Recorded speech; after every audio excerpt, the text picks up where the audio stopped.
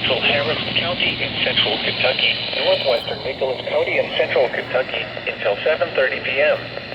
At 4:26 p.m., Doppler radar indicated thunderstorms producing heavy rain across the warned area.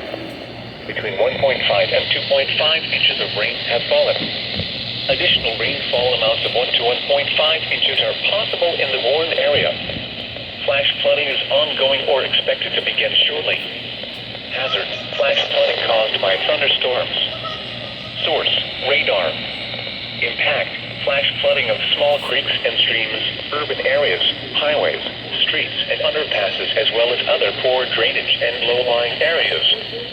Some locations that will experience flash flooding include Cynthiana, Oddville, Poindexter, Venus, Buena Vista, Lair, Morning Glory, Claysville, Barefoot, and Broadwell.